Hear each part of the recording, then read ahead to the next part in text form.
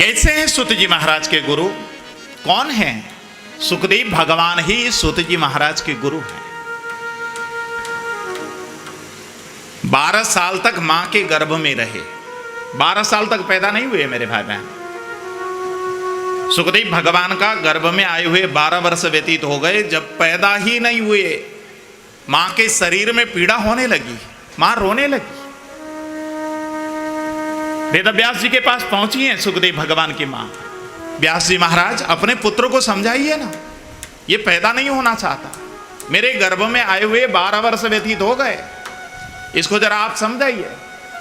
वेद व्यास जी आगे बढ़े और वेद व्यास जी ने कहा, बेटा तू मां को क्यों पीड़ा पहुंचा रहा है? 12 वर्ष व्यतीत हो गए, तू गर्भ में आया हुआ पर जन्म लेने का नाम नहीं ले रहा है तू, बेटा पैदा हो जा। जब कहा भीतर से आवाज आ गई, पिताश्री मैं पैदा तो होना चाहता हूं, लेकिन जैसे ही मैं पैदा होऊंगा मां के गर्भ से, तैसे ही मुझे माया आकर अपने बंधन में बांध लेगी। मैं माया के बंधन से मुक्त रहना चाहता हूं, बस इसलिए मैं पैदा नहीं होना चाह रहा। इतना कहना था।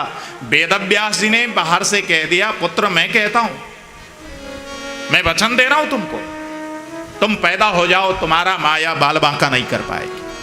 जब वचन मिला है पिता का, तब जाकर सुखदेव भगवान 12 वर्ष बाद मां के गर्भ से पैदा हुए। पैदा तो हो गए, पैदा होते ही अपने पैरों पर खड़े हुए, अभी नाल छेदन भी नहीं हुआ है, अभी मां के शरीर से अलग भी नहीं हुए, नाल लटकी हुई है, लेकिन बेटा उठ खड़ा हुआ और चलने लगा। मां रोकती रह गई, अरे बेटा नहीं, रुको रुको, चिल्लाती रह गई, पर बेटा सुनने वाला नहीं मेरे भाई बहन।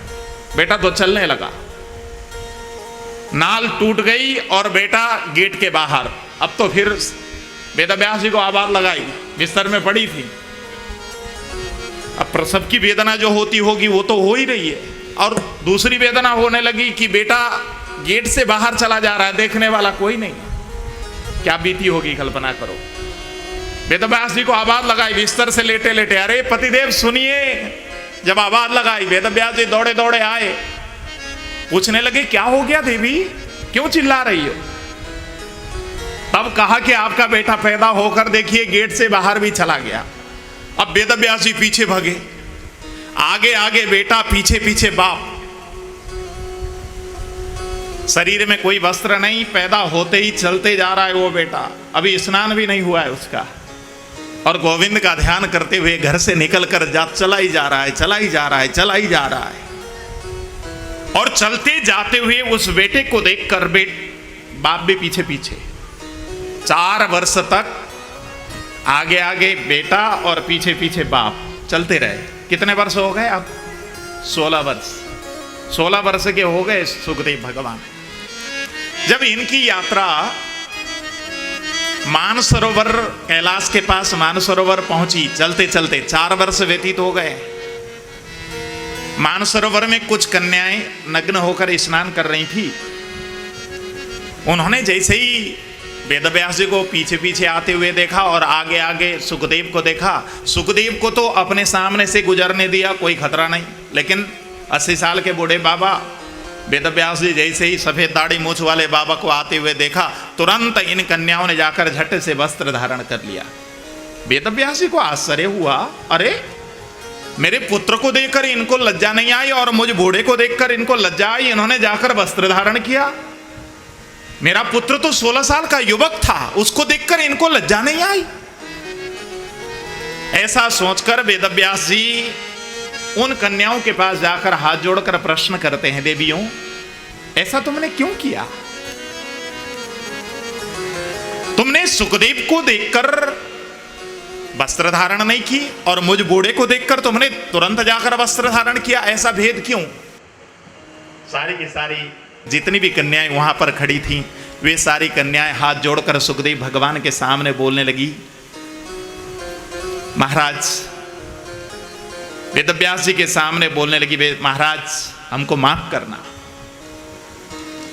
दृष्टानुयान्तं ऋषिमात्मजमप्यनग्नं देव्यो ह्रिया परिदधुर्न सुतस्य चित्रम् तद्वीक्षत प्रेक्षति मुनौ जगदुस्तवास्ति स्त्री पुंविदान तु सुतस्य विविक्त दृष्टे। हे वेद व्यास जी महाराज, आपका ये जो पुत्र है ना सुखदेव, ये निर्विकारी है। इसके मन में किसी प्रकार की कोई विकार की भावना नहीं। कौन स्त्री, कौन पुरुष, कौन बालक, कौन वृद्ध, कौन युवा, कौन युवती, इसको मतलब नहीं है।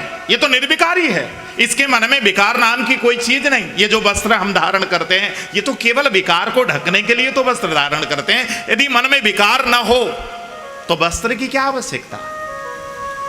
ये तो केवल विकार को ढकने के लिए वस्त्र धारण किया जाता है। महाराज, तुम्हारे पुत्र के मन में किसी प्रकार की कोई विकार की भावना नहीं, पर तुम्हारे मन में हर प्रकार की विकार की भावना है। इसलिए तुमको देखते ही हमको वस्त्र धारण करने पड़े, और तुम्हारे पुत्र को देखकर हमको बिल्कुल वस्त्र धारण करने की आवश्यकता नहीं पड़ी। इतना सुनना था। वेदव्यास जी को अपने पुत्र की महत्ता के विषय में आज ज्ञान हुआ है। अरे मेरा पुत्र इतना ज्ञानी है, इतना इतना पहुंचा हुआ पुत्र है, इतना भगवान में लीन है ये पुत्र। सिया राम मय सब जग जानी, सिया राम मय सब जग जानी। करहु प्रणाम जोरी जुग पानी, करहु प्रणाम जोरी जुग पानी। सिया राम मय सब जग जानी, सिया राम मय सब जग जानी। अब तो वेदव्यास जी को पुत्र के प्रति और ज्यादा मोह हो गया। वेदव्यास जी और ज्यादा पुत्र को आवाज लगाते हुए चलने लगे। अरे पुत्र, यम प्रव्रजन्तमनुपेतमपेत कृत्यम द्वैपायनो विरह कातरया जुहाव।